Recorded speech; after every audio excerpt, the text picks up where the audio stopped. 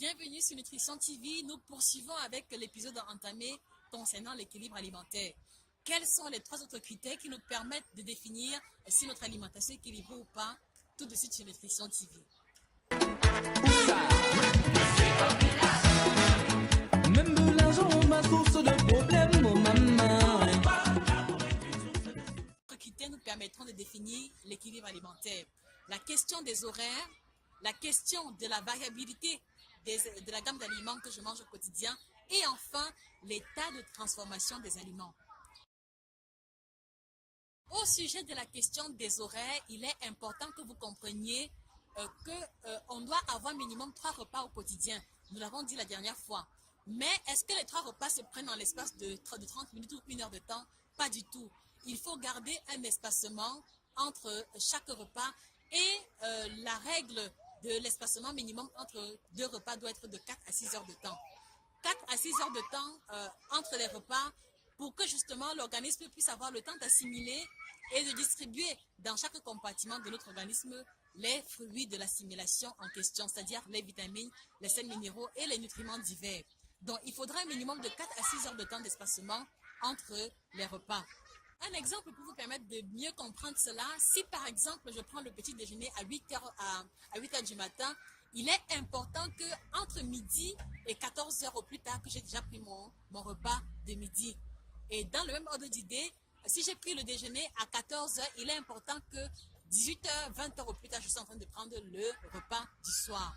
Voilà, donc gardez un minimum de 4 à 6 heures d'espacement entre les repas pour permettre l'assimilation, pour permettre également au système gastro-intestinal de se reposer et pour limiter la sécrétion de l'insuline. Parce que si vous mangez à tout moment, il y a à chaque fois sécrétion de l'insuline qui va favoriser la conversion du glucose alimentaire sous forme de gras et donc stockage sous forme de gras. Voilà pourquoi est-ce que le grignotage pose problème lorsqu'il s'agit de garder la ligne.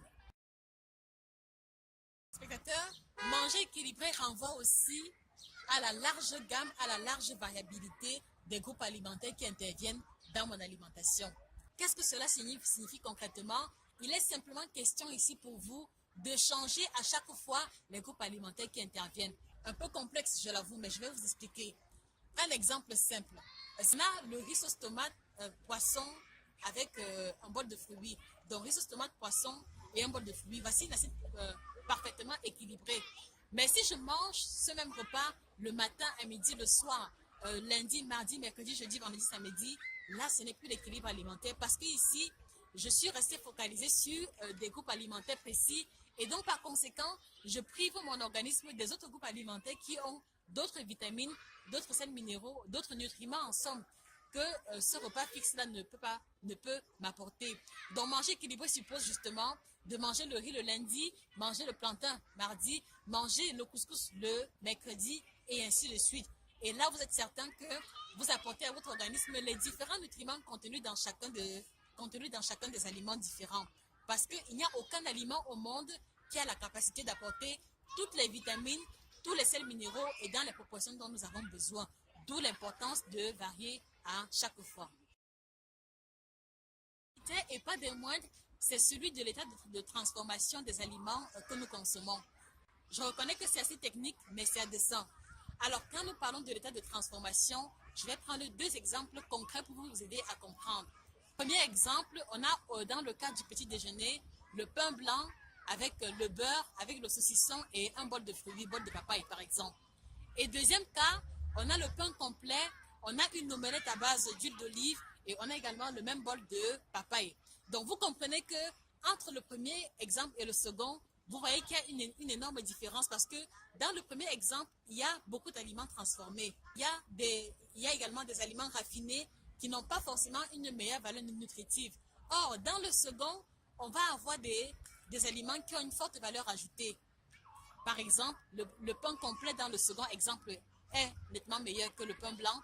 Vous avez les œufs qui sont des aliments presque naturels et qui n'ont pas subi de transformation quelconque. Or, dans le premier exemple, on a le saucisson qui est transformé, dans lequel on va retrouver des additifs alimentaires. On a également la margarine, qui est une composition de plusieurs matières grasses différentes avec des émulsifiants et également des additifs alimentaires. Si on respecte la question des groupes alimentaires, la question de la quantité il faut veiller à ce que les aliments que nous consommons soient les moins transformés possibles. Donc, évitez autant que possible les aliments industriels et vous aurez définitivement rempli la clause de l'équilibre alimentaire. Capituler, dans cette deuxième partie, il faut tenir compte des horaires des repas, un espacement de 4 à 6 heures entre les repas. Il faut tenir compte de la large variabilité des groupes alimentaires qui interviennent. Et enfin, il faut tenir compte du degré de transformation des aliments. Et donc, si vous pouvez remplir ces 3 critères-là, en plus des 3 précédents que nous avons énoncés, c'est clair que vous aurez rempli le schéma de l'équilibre alimentaire. À quel niveau vous trouvez-vous concernant votre alimentation? À quel niveau vous situez-vous? Est-ce que vous avez le sentiment de respecter les horaires, de respecter les quarts d'heure, de respecter la variabilité alimentaire? Partagez avec nous vos expériences en commentaire et retrouvons-nous une prochaine fois pour des thématiques aussi croustillantes et intéressantes concernant l'alimentation. Nutrition TV vous remercie pour votre intérêt. Passez une excellente journée. Nous accompagne. Au revoir.